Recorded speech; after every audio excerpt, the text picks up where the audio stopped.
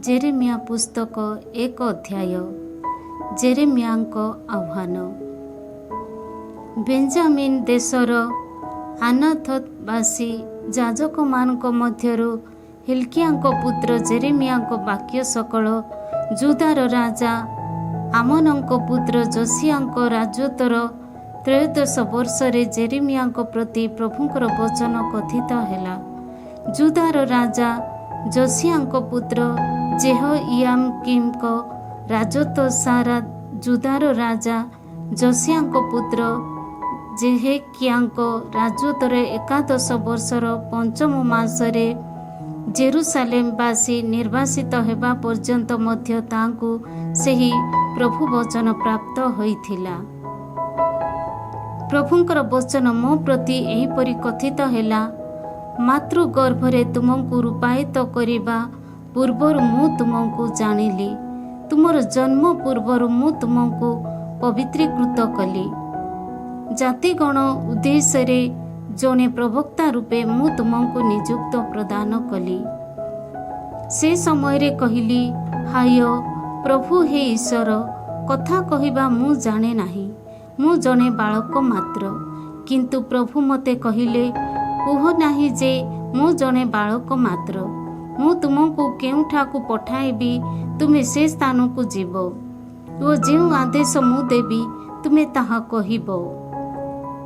प्रभु कहती, भीत हो नाही, तुमको रक्षा करिबा पाई मु तुम सह अछि।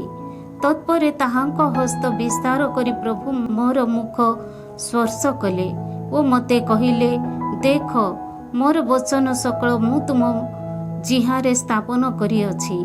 उत्पाटन तथा भग्न करिबा, विनाश तथा विध्वस्त करिबा और निर्माण तथा रोपण करिबा उद्देश्य मु आज तुमको जनता और राज्य सकल उपरे नियुक्त प्रदान करिअछि। यहाँ परे प्रभु वचन मो प्रति कथित हैला। से पचारिले, हे जेरेमिया, तुमे कौन देखुअछ? मु उत्तर देली, बादाम वृक्षर गोटिए शाखा मु देखुअछि। से समय प्रभु मते कहिले, तुमे ठीक देखिअछ, मोर वचन परिपूर्ण पाई उजागर होई मु अपेक्षा करुअछि। प्रभु मते द्वितीय बार पचारिले, तुमे कौन देखुअछ? मु कहिली, मु गोटिए फुटंता पात्र देखुअछि, ताहार मुख भाग उत्तर दिगरु जଳି पड़िछि। तहु प्रभु मते कहिले, एही देशवासी मानकु ग्रास करिबा पाई उत्तर दिगरु अनिष्ट माड़ी आसीबो। प्रभु कहती, उत्तर दिगस्थ राज्य समूहवासी समस्त गोष्ठी को मु डाकिबी। सेमाने आसी निज निजर सिंहासन को जेरुसालेम रो प्रवेश पथरे चतुर्पार्श्वस्थ प्राचीर सम्मुखरे ओ जुदार समस्त नगरी सम्मुखरे स्थापन करिबे। मोते परित्याग करी सेमानक द्वारा साधित समस्त दुष्टता सकाशे सेमानक विरुद्धरे मु विचार उच्चारण करिबी। सेमाने अन्य देवमानक प्रति धूपार्चना कले ओ सेमानक हस्तकृत कारीगरी सम्मुखरे उपासना कले। किंतु तुमे तुमर कोटि देश भिड़ी दियो। जे समस्त आदेश मु तुमको देवी, उठी ताहा सेमानकु कुह। सेमानक सकाशे तुमे भयकातर हो नाही, नचेत मु तुमको सेमानक सम्मुखरे भय विहल कराइबी। समस्त देश जुदार राजागण, ताहार शासक माने, याजक वर्ग ओ देशवासी विरुद्धरे मु आज तुमको एक दुर्ग विशिष्ट नगरी लोह स्तंभ तथा पितल प्राचीर सदृश स्थापन करिअछि। सेमाने तुम विरुद्धरे संग्राम करिवे, किंतु जययुक्त हेबे नाही। प्रभु कहती जे तुमको रक्षा करिबा पाई मु तुम सहवर्ती। 2 अध्याय। इस्राएल रो अविश्वस्तता। प्रभु वचन मो प्रति कथित हैला। से कहिले, जाई जेरुसालेम श्रुति रे घोषणा कर। प्रभु एहिपरि कहती, तुम यौवन कालर विश्वस्तता बधु सुलभ तुम प्रेम ओ आकर्षण योग्य सेही मरु प्रांतर रे ତୁମେ ମୋତେ କେଉଁ ଭଳି ଅନୁସରଣ କରିଥିଲ। ଏ ସମସ୍ତ ମୁଁ ସ୍ମରଣ କରେ।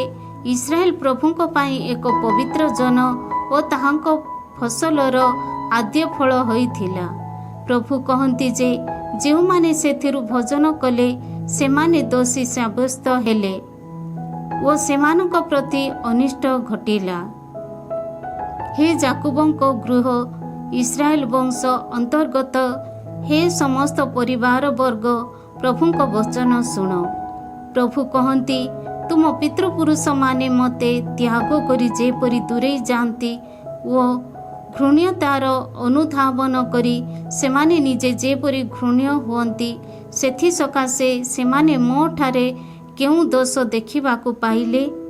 ସେମାନେ ପଚାରିଲେ ନାହିଁ ଯେ ଇଜିପ୍ଟରୁ ମୁକ୍ତ କରି ମରୁ ପ୍ରାନ୍ତରର ଗହ୍ୱରପୂର୍ଣ୍ଣ ମରୁଡ଼ିଯୁକ୍ତ ତଥା ମୃତ୍ୟୁର ଛାୟାବୃତ ଦେଶ ଓ ପଥିକହୀନ ତଥା ଜନଶୂନ୍ୟ ଦେଶ ଦେଇ ଆମକୁ କଢ଼ାଇ ଆଣିଥିବା ସେହି ପ୍ରଭୁ କାହାନ୍ତି? ତାହାର ଫଳ ମୂଳ ଓ ଉତ୍ତମ ପଦାର୍ଥ ଭୋଗ କରିବା ପାଇଁ ମୁଁ ତୁମମାନଙ୍କୁ ଏକ ସମୃଦ୍ଧିଶାଳୀ ଦେଶକୁ ଘେନି ଆସିଲି। କିନ୍ତୁ ସେ ସ୍ଥାନକୁ ଆସି ତୁମେମାନେ ମୋର ଦେଶ କଳୁଷିତ କଲ ଓ ମୋର ଉତ୍ତରାଧିକାରୀରୁ ଘୃଣ୍ୟ କଲ। ଯାଜକମାନେ ପଚାରିଲେ ନାହିଁ ଯେ ପ୍ରଭୁ କାହାନ୍ତି? ନ୍ୟାୟାଧୀଶମାନେ ମୋତେ ଜାଣିଲେ ନାହିଁ। ଶାସକମାନେ ମୋ ବିରୁଦ୍ଧରେ ବିଦ୍ରୋହ କରି ଉଠିଲେ। ପ୍ରବକ୍ତାମାନେ ବାଲ୍ ନାମରେ ପ୍ରବଚନ ଦେଲେ ଓ ନିଷ୍କ୍ରିୟଜନ୍ୟ ବସ୍ତୁର ଅନୁଗମନ କଲେ। ପ୍ରଭୁ କହନ୍ତି, ସୁତରାଂ ମୁଁ ତୁମମାନଙ୍କୁ ଆହୁରି ଦୋଷୀ ସାବ୍ୟସ୍ତ କରିବି ଓ ତୁମ ସନ୍ତାନମାନଙ୍କ ସନ୍ତାନ ବର୍ଗକୁ ମଧ୍ୟ ଦୋଷୀ ସାବ୍ୟସ୍ତ କରିବି। ଅତିକ୍ରମ କରି ସାଇପ୍ରସର ଉପକୂଳ ଅଞ୍ଚଳକୁ ଯାଇ ତୁମେମାନେ ଦେଖ, କିମ୍ବା ଲୋକ ପଠାଇ କେଦାର ଦେଶର ସୂକ୍ଷ୍ମ ଭାବେ ଅନ୍ୱେଷଣ କର। ସନ୍ଧାନ କର ଯେ ଏପରି କିଛି ଘଟିଛି କି ନାହିଁ। ଯଦିଓ ସେମାନଙ୍କ ଦେବ ନୁହନ୍ତି, ତଥାପି କୌଣସି ଜନତା କ'ଣ ସେମାନଙ୍କ ଦେବମାନଙ୍କୁ ବଦଳାଇ ଅଛନ୍ତି? କିନ୍ତୁ ମୋର ସୃଜନମାନେ ନିଷ୍କ୍ରିୟଜନ୍ୟ ବସ୍ତୁ ବିନିମୟରେ ସେମାନଙ୍କ ମହତ୍ଵ ବଦଳାଇଲେ। ପ୍ରଭୁ କହନ୍ତି, ହେ ଆକାଶମଣ୍ଡଳ, ଏଥିସକାଶେ ଭୟଚକିତ ହୁଅ, କମ୍ପିତ ହୁଅ ଓ ସମ୍ପୂର୍ଣ୍ଣ ସ୍ତମ୍ଭୀଭୂତ ହୁଅ। କାରଣ ମୋର ସୃଜନମାନେ ଦୁଇଟି ଅନିଷ୍ଟ କାର୍ଯ୍ୟ କରିଅଛନ୍ତି।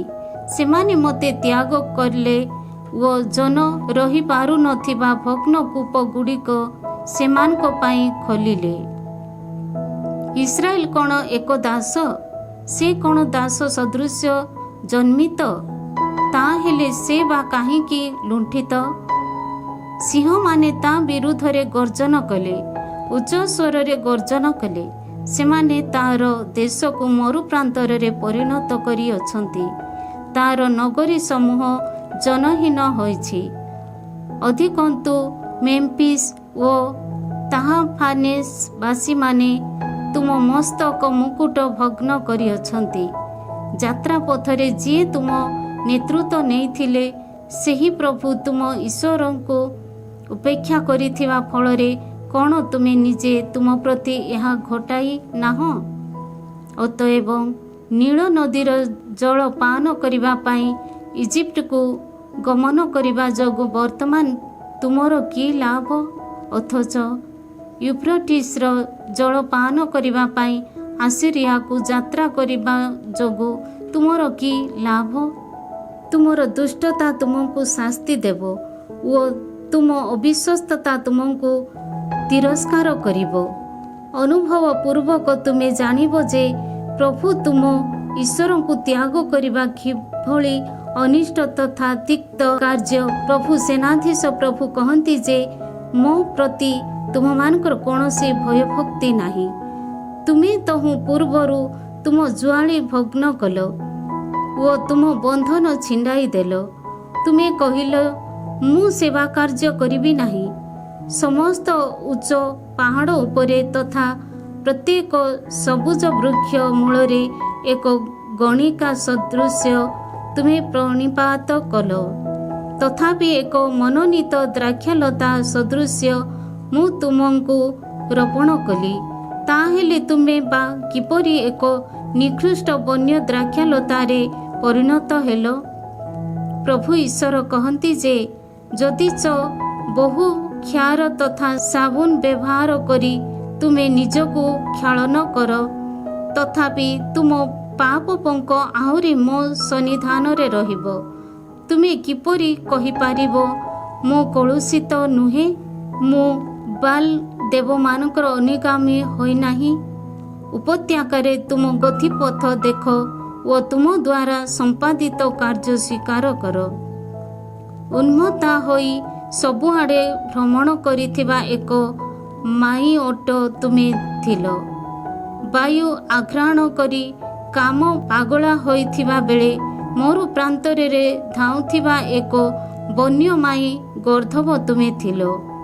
ତାହାର ଯୌନ ପ୍ରବଣତାକୁ କିଏ ନିବୃତ୍ତ କରିପାରିବ? ତାହାର ସନ୍ଧାନ କରୁଥିବା କେହି ଜଣେ ତୋ ଦ୍ୱାରା ନିଜକୁ କ୍ଷାନ୍ତ କରିବା ଅନାବଶ୍ୟକ। ଋତୁକାଳରେ ସେମାନେ ତାହାର ସନ୍ଧାନ ପାଇବେ। ତୁମ ପାଦଦ୍ୱୟ ପାଦୁକାହୀନ ଓ ତୃଷା ଯୋଗୁଁ ତୁମ ଗଳା ଶୁଷ୍କ ନ ହେବା ପାଇଁ ସତର୍କ ହୁଅ। ତୁମେ କହିଅଛ ଯେ ତାହା ଅସାଧ୍ୟ, କାରଣ ମୁଁ ଅନ୍ୟମାନଙ୍କ ସହିତ ପ୍ରେମ ବନ୍ଧନରେ ଆବଦ୍ଧ। ମୁଁ ସେମାନଙ୍କ ପଶ୍ଚାତବନ କରିବି। ଧରା ପଡ଼ିବା ସମୟରେ ଜଣେ ଚୋର ଯେଉଁପରି ଇସ୍ରାଏଲର ଗୃହ ସେହିପରି ଲଜ୍ଜିତ ହେବ। ସେମାନେ ସେମାନଙ୍କ ରାଜାମାନେ, ଶାସକ ବୃନ୍ଦ, ଯାଜକ ବର୍ଗ ଓ ପ୍ରବକ୍ତାମାନେ ଲଜ୍ଜିତ ହେବେ।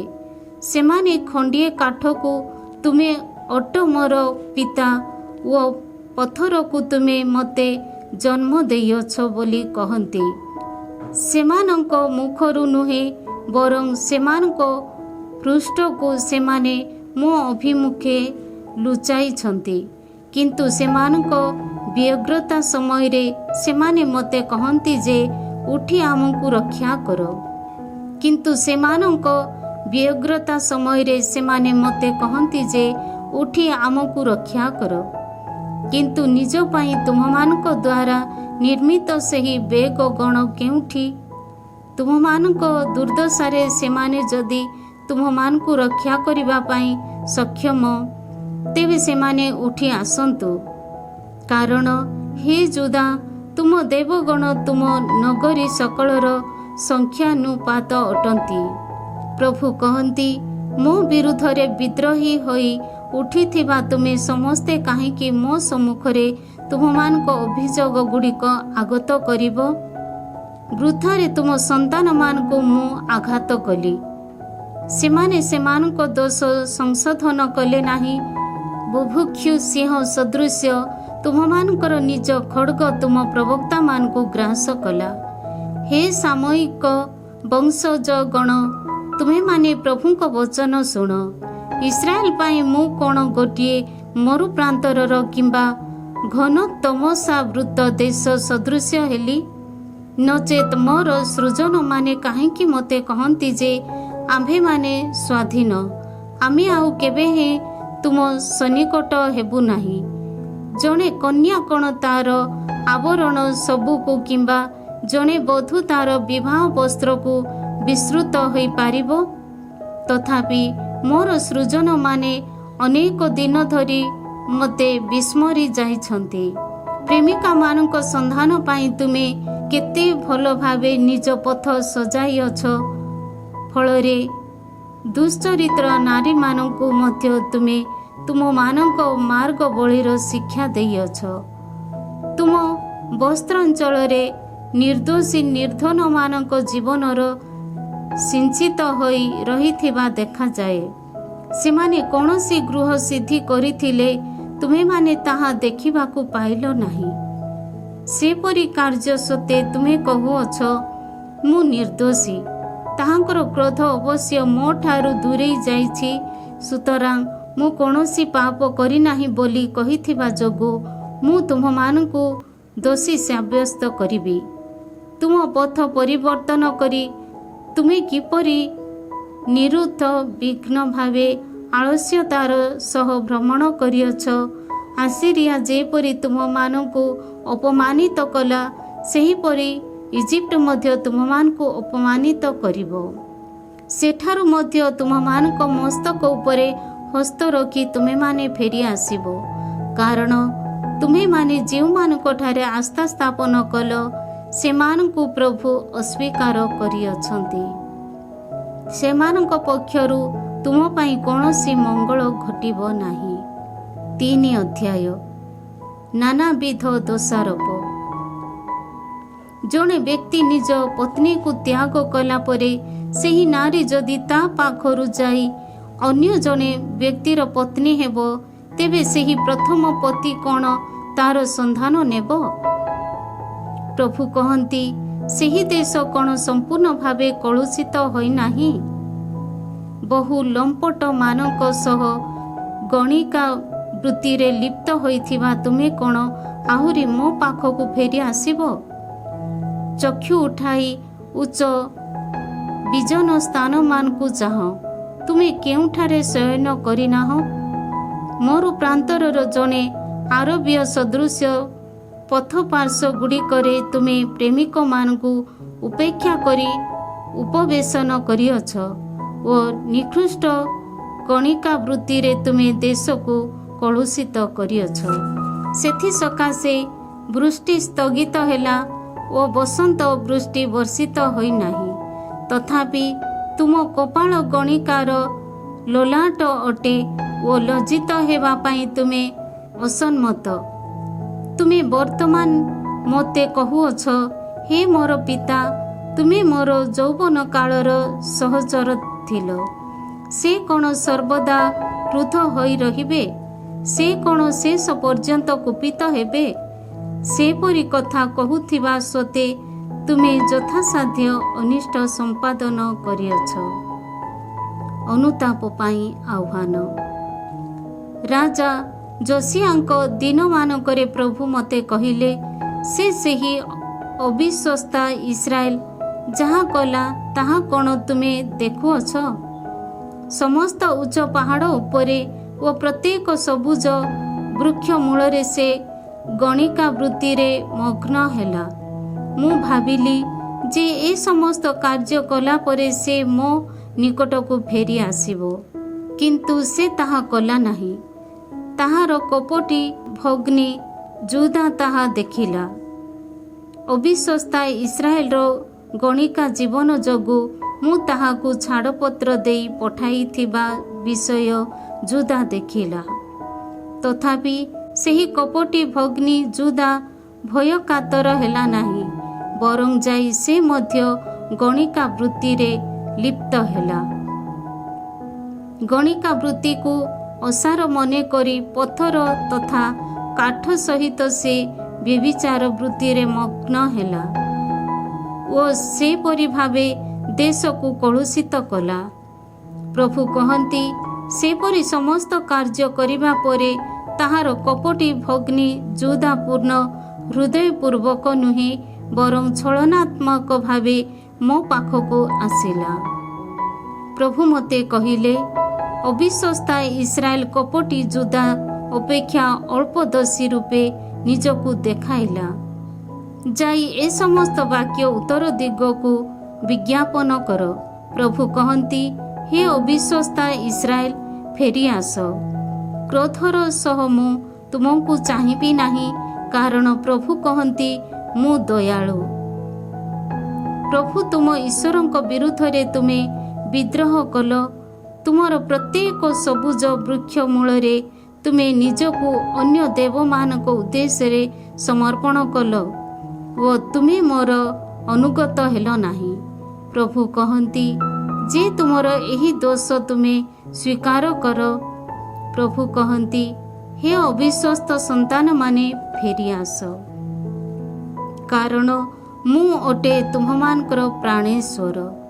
ଗୋଟିଏ ନଗରୀରୁ ଜଣକୁ ଓ ଗୋଟିଏ କୁଟୁମ୍ବରୁ 2 ଜଣଙ୍କୁ ମନୋନୀତ କରି ମୁଁ ତୁମମାନଙ୍କୁ ସିଓନକୁ ଘେନି ଆସିବି।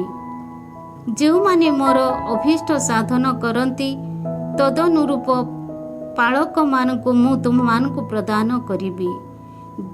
ଜ୍ଞାନ ତଥା विवेकपूर्वक सेमानଙ୍କୁ ତୁମମାନଙ୍କୁ ଆପ୍ୟାୟିତ କରିବେ। ପ୍ରଭୁ କହନ୍ତି, ଦେଶରେ ତୁମେମାନେ ଯେବେ ବହୁ ସଂଖ୍ୟାରେ ପରିବର୍ତ୍ତିତ ତଥା ବୃଦ୍ଧିପ୍ରାପ୍ତ ହୋଇଥିବ, ତେବେ ତୁମେମାନେ ପ୍ରଭୁଙ୍କର ବ୍ୟବସ୍ଥା ସିନ୍ଧୁକ ବୋଲି କିଛି କହିବ ନାହିଁ। ସେମାନେ ସେ ସମ୍ବନ୍ଧରେ ଚିନ୍ତା କରିବେ ନାହିଁ, ସ୍ମରଣ କରିବେ ନାହିଁ କିମ୍ବା ତାହାର ଅନୁପସ୍ଥିତି ସମ୍ପର୍କରେ ଚିନ୍ତିତ ହେବେ ନାହିଁ। ତାହା ପୁନରାୟ ନିର୍ମିତ ମଧ୍ୟ ହେବ ନାହିଁ। ସେ ସମୟରେ ଜେରୁସାଲେମ ପ୍ରଭୁଙ୍କ ସିଂହାସନ ରୂପେ ଅଭିହିତ ହେବ। ସମସ୍ତ ଜାତି ଜେରୁସାଲେମରେ ପ୍ରଭୁଙ୍କ ସନ୍ନିଧାନରେ ଏକତ୍ରିତ ହେବେ ଓ ସେମାନେ ଆଉ କେବେ ଅନମନୀୟ ଭାବେ ସେମାନଙ୍କୁ ଦୁଷ୍ଟ ହୃଦୟାଭିଳାଷର ଅନୁସରଣ କରିବେ ନାହିଁ। ସେହି ଦିନରେ ଜୁଦାର ଗୃହ ଇସ୍ରାଏଲର ଗୃହ ସହିତ ସମ୍ମିଳିତ ହେବେ। ଉଭୟେ ଉତ୍ତରରୁ ଯାତ୍ରା କରି ତୁମ ପିତୃପୁରୁଷମାନଙ୍କୁ ଯେଉଁ ଦେଶ ମୁଁ ଉତ୍ତରାଧିକାର ରୂପେ ପ୍ରଦାନ କଲି, ସେହି ଦେଶକୁ ସେମାନେ ଆସିବେ। ମୁଁ ଆଲୋଚନା କଲି ଯେ ମୋର ପୁତ୍ରମାନଙ୍କ ମଧ୍ୟରେ ମୁଁ ତୁମକୁ କେଉଁଭଳି ଅଧିବାସ କରାଇବି ଓ ଜାତିମାନଙ୍କ ଦ୍ୱାରା ଅଧିକୃତ ସମସ୍ତ ଦେଶ ମଧ୍ୟକୁ ଯାହା ଅତି ମନୋରମ, ସେହି ଦେଶକୁ ଉତ୍ତରାଧିକାର ରୂପେ ମୁଁ ତୁମମାନଙ୍କୁ କିପରି ପ୍ରଦାନ କରିବି। ମୁଁ ଭାବିଲି ଯେ ତୁମେମାନେ ମୋତେ ସମ୍ବୋଧନ କରିବ, ହେ ମୋର ପିତା, ଓ ମୋର ଅନୁସରଣରୁ ତୁମେମାନେ ବିମୁଖ ହେବ ନାହିଁ। ପ୍ରଭୁ କହନ୍ତି, ହେ ଇସ୍ରାଏଲ ଗୃହ, ଅବିଶ୍ୱସ୍ତା ପତ୍ନୀ ଯେପରି ତାର ପତିକୁ ତ୍ୟାଗ କରେ, ସେହିପରି ତୁମେମାନେ ମଧ୍ୟ ମୋ ନିକଟରେ ଅବିଶ୍ୱସ୍ତ ହୋଇଅଛ। ଉଚ୍ଚ ବିଜନ ପାହାଡ଼ ସକଳଠାରୁ ଏକ ସ୍ୱର ଶୁଣାଯାଏ। ଇସ୍ରାଏଲର ସନ୍ତାନମାନଙ୍କ ବିଳାପ ତଥା ଯାତନାର ସ୍ୱର ଉତ୍ଥିତ ହୁଏ। ସେମାନେ ପଥରେ ବିହାର କରି ସେମାନେ ପ୍ରଭୁ ସେମାନଙ୍କ ଈଶ୍ୱରଙ୍କୁ ବିସ୍ମୃତ ହୋଇଛନ୍ତି। ହେ ଅବିଶ୍ୱସ୍ତ ସନ୍ତାନମାନେ, ଫେରିଆସ, ତୁମର ଅବିଶ୍ୱସ୍ତତାକୁ ମୁଁ ଆରୋଗ୍ୟ କରିବି। ଦେଖ, ଆମ୍ଭେମାନେ ତୁମ ସମୀପକୁ ଆସିଅଛୁ, କାରଣ ତୁମେ ଅଟ ପ୍ରଭୁ ଆମ ଈଶ୍ୱର। ବାସ୍ତବତଃ ପାହାଡ଼ ସକଳ ତଥା ପର୍ବତମାନଙ୍କରେ ସଂଗଠିତ ମନ୍ଦିରୋତ୍ସବ କେବଳ ମାୟାମୟ। କେବଳ ପ୍ରଭୁ ଆମ ଈଶ୍ୱର ଇସ୍ରାଏଲର ପରିତ୍ରାଣ ଅଟନ୍ତି।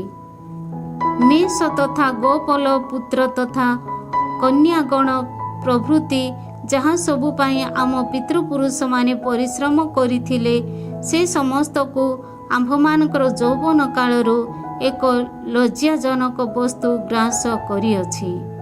ଲଜ୍ଜିତ ହୋଇ ଆମ୍ଭେମାନେ ଶୟନ କରିବା, ଆମର ଅପମାନ ଆମକୁ ଆଚ୍ଛାଦନା କରୁ। ଆମେ ଓ ଆମ ପିତୃପୁରୁଷମାନେ ଯୌବନ କାଳରୁ ଆହୁରି ପ୍ରଭୁ ଆମ ଈଶ୍ୱରଙ୍କ ବିରୁଦ୍ଧରେ ପାପ କଲୁ ଓ ପ୍ରଭୁ ଆମ ଈଶ୍ୱରଙ୍କର ଅନୁଗତ ଆମେ ହେଲୁ ନାହିଁ।